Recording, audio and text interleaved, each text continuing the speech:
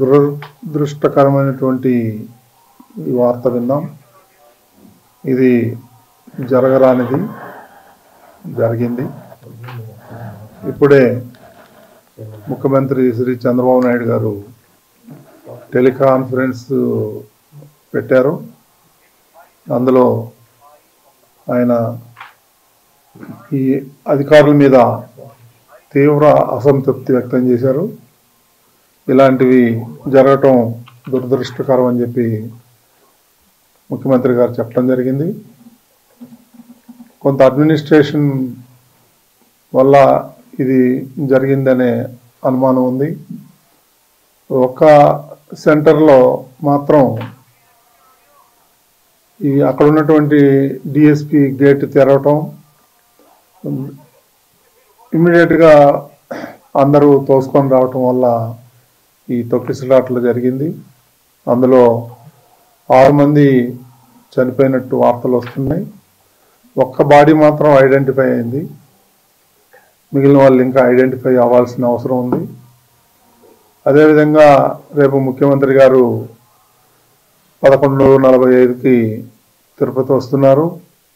క్షతగాత్రుల్ని పరామర్శించాలని ఆయన ఇప్పుడే చెప్పారు. కాబట్టి ఇలాంటి సంఘటనలు ఇంకా జరగకుండా చూడాలని ముఖ్యమంత్రి చాలా తీవ్రంగా స్పందించారు. చాలా దురదృష్టకరం అని చెప్పి చెప్పడం జరిగింది. ఇది ఫ్యూచర్లో ఇది ఒక లెసన్గా భావించి అందరం సమిష్టిగా ఇలాంటివి జరగకుండా చూడాల్సిన బాధ్యత అందరి మీద ఉంది. అదేవిధంగా ఎస్గ్రేషియా కూడా రేపు ముఖ్యమంత్రి గారు ప్రకటిస్తా అన్నారు. ఇక అక్కడ పరిస్థితి ఎలా ఉందో కూడా ఎప్పటికప్పుడు ముఖ్యమంత్రి గారు తెలుసుకుంటున్నారు.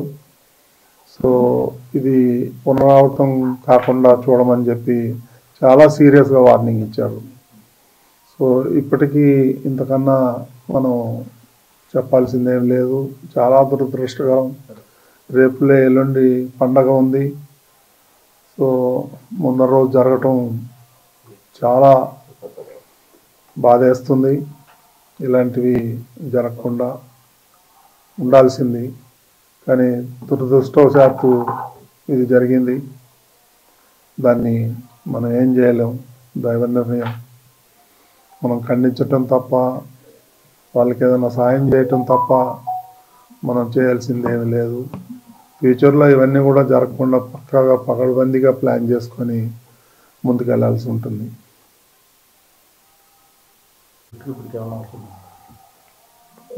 ఈ దుర్ఘటన ఎందువల్ల చోటు చేసుకుంది? తోపులాట 3 చోట్ల తోపులాట జరిగింది. ఇది ఎందువల్ల చోటు చేసుకుందని మీ ప్రాథమికంగా మీకన్నా సమాచారం వచ్చింది? ఇదే ఒక చోటది వచ్చింది సమాచారం. ఒక లేడీ ఏదో అనీజీగా సిక్ అయితే అమ్మాయిని హాస్పిటల్కి తీసుకెళ్ళటానికి ఆ గేట్ తీశారు.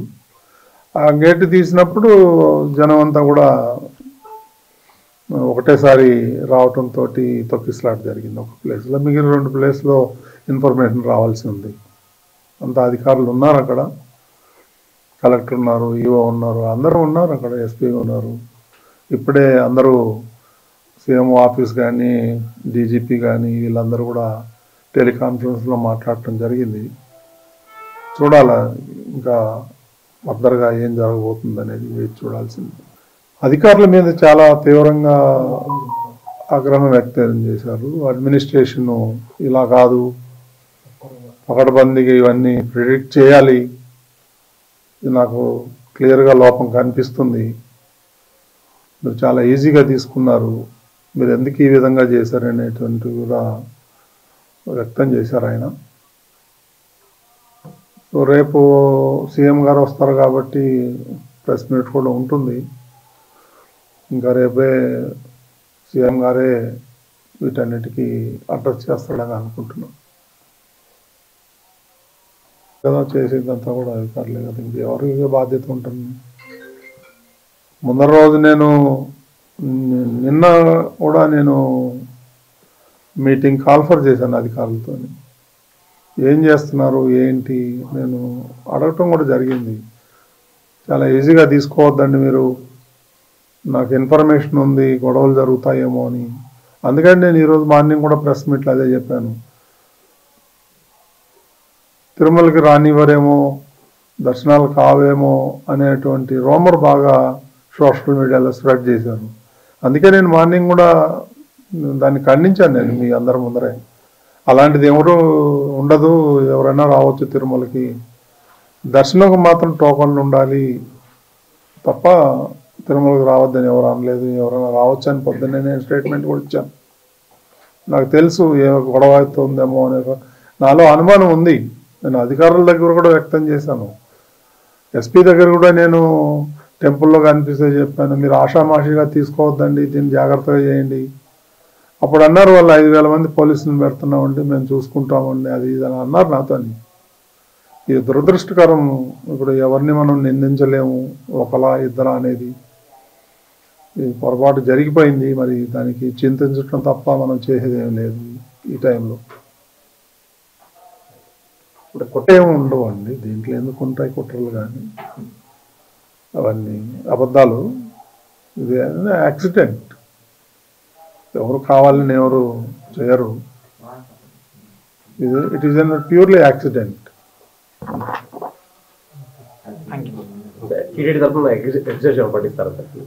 రేపు ముఖ్యమంత్రి గారు ప్రకటిస్తారు. కొంతమంది ఉన్నారు, ఇంకో 20-25 మంది క్యాజువాలిటీ అడ్మిట్ అయ్యారు. రియా హాస్పిటల్లో కొంతమంది, సిమ్స్లో కొంతమంది ఉన్నారు. చూడాలి, నేను కూడా వెళ్తాను, వెళ్ళి చూసేసి వస్తాను. అక్కడ బాగా టెన్షన్గా ఉంది, అందరూ ఉన్నారు, యంత్రాంగం, జిల్లా యంత్రాంగం అంతా అక్కడే ఉంది.